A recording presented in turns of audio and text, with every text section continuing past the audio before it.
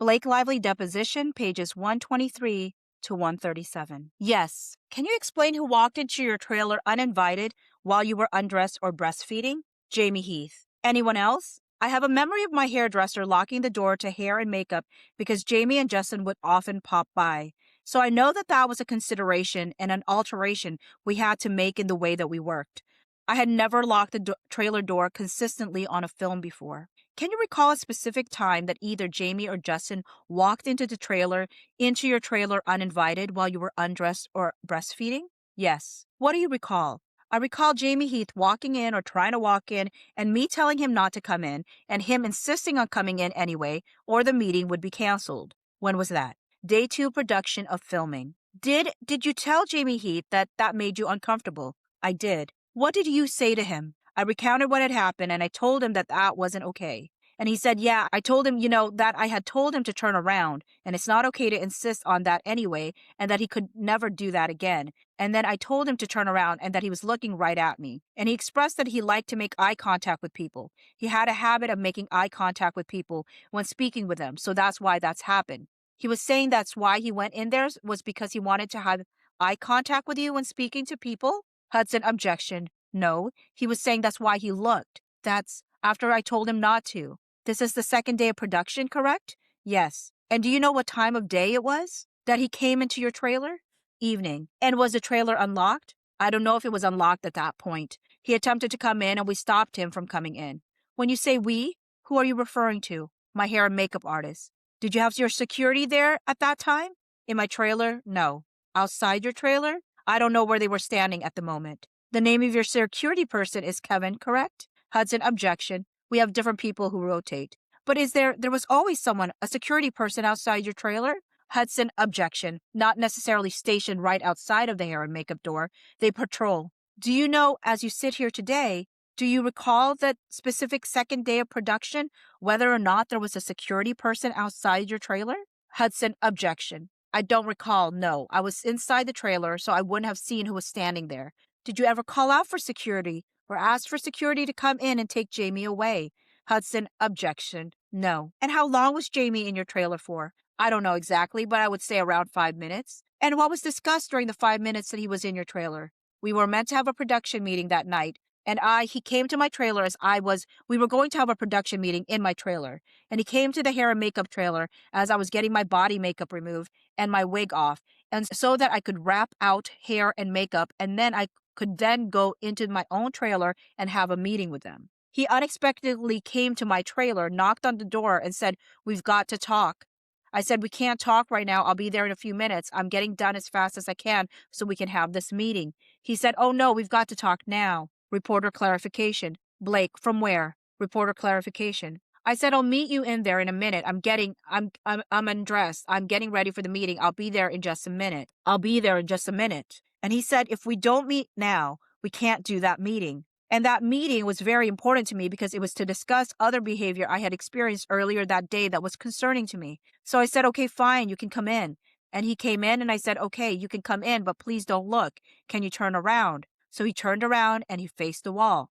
And as I was in front of the hair and makeup mirror, as my team was working, they call it double teaming when they're both working at the same time to either get you ready or disassemble you. And I was helping as well so that we could work quickly. And Jamie said that the meeting had to happen on my time. The meeting we were about to have, because of my turnaround, which is the time from the time that I'm done with work until the time I start again, my turnaround was 12 hours. And he said, "This meeting has to be on your clock. We don't have time for this." And I said, "This isn't a personal meeting. This is a production meeting to discuss how to make the set better and smoother." And he was arguing for it to be on my personal time. And I said, "My personal time is important to me because I have a newborn baby. When I go home, I prepare for the next day. I feed my baby. I work out. I have a lot of responsibilities. I really need my time. And this is not a personal meeting. It's a production meeting." And as I'm having this negotiation with him, I turn to him and he's staring straight at me. He's no longer facing the wall. He's staring straight at me. And I said, "Jamie, what are you doing? You said you would turn around." "Oh, sorry, I like to make eye contact with people when I talk to them." And I said, "You need to leave."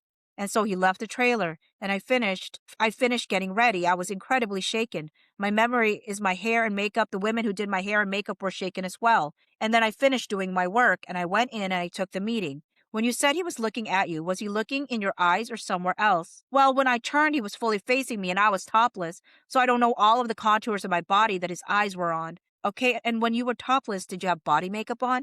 Yes. And as you sit here today, you don't remember where on your body or your eyes that he was looking at that time. Is that correct? Hudson, objection. I remember turning around and he was facing me topless when I said the only way you can come in is if you turn around and face that wall. And he was faced the exact opposite direction, facing me. Right. I'm just trying to find out like where his eyes were at the time that you turned around. Were his eyes like your eyes looking at you? Hudson, objection. Where his eyes were, I remember feeling like he was looking at my body, so that's my memory. Okay. And when you say you remember feeling like he was looking at your body, you don't have a recollection that he actually was looking at your body, but it felt like that. Is that correct? Yeah, I mean, the guy was the only way he could come in the trailer, which I wasn't comfortable with in the first place, is if he was facing the wall. Then I turn around and he's facing me, topless. Okay. One of the other things in your complaint talks about drafting a graphic orgasm scene. Do you recall that? If I recall what? That there was some sort of uh or orgasm scene, a graphic orgasm scene that was drafted that bothered you or you felt you were harassed by? Hudson, objection. It wasn't that there was that scene in the movie. It was the experience surrounding it that felt upsetting. What experience was there around that scene? When I expressed my discomfort with the fact that the scenes had become more gratuitous and they felt in some cases somewhat pornographic to me, Justin Baldoni, instead of speaking as a filmmaker about the characters, attempted to, what I felt, convince me to do the scenes by giving me personal reasons as to why those scenes existed. And what did he say? To which one? To why those scenes existed, anyone. The characters climaxing at the same time, he told me that he and his wife orgasm at the same time and asked me if my husband and I do the same. When I said that the scenes felt pornographic, he said he shared with me that he, as he put it, had been previously addicted to pornography, and so he understood it very well, and that the scenes were not in fact pornographic, but instead they were told through the female gaze because this is what women wanted to see, that women often see, that women want to see themselves being pleasured on camera. There was a scene that he was proposing in which he brings his character Ryle, brings the character Lily to orgasm on a camera. And I felt like I would be mortified to shoot something like that at this stage of my life and career and being the mother of 4 kids. And given that that was not in the understanding of the script that I came into the film with. He told me that those were some of his most precious memories, and I don't remember the exact words he used, but between him and his wife, when he would bring her to orgasm, and she would ask to then, I guess, do what needed to happen for him, and he would say, no, that's enough. That was...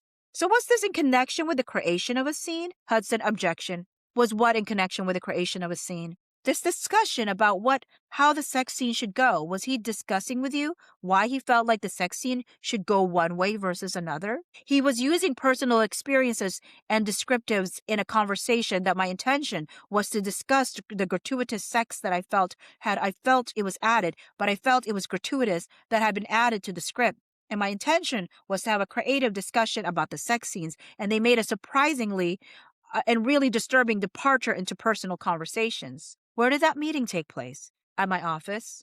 And what was the date of that meeting? I don't remember. April of 2023. Was there any other occasion that Jamie walked into your trailer uninvited while you were undressing or breastfeeding? I remember them often, both times being Justin and Jamie coming to my trailer to speak. And when I was in my trailer, I was more often than not, if I wasn't expecting visitors, I was more often than not topless. So, and did you lock your door? I started locking my door, yeah. So you testified about the second day of production when Jamie came in.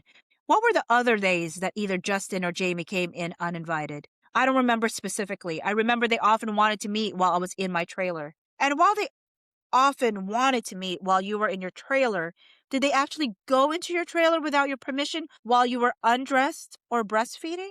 I don't remember how many times that happened. I do remember that I began to adjust the work to anticipate that, so I had a robe at the ready. And there were ways in which I could still meet with them if needed in my trailer in a way where I was able to be covered.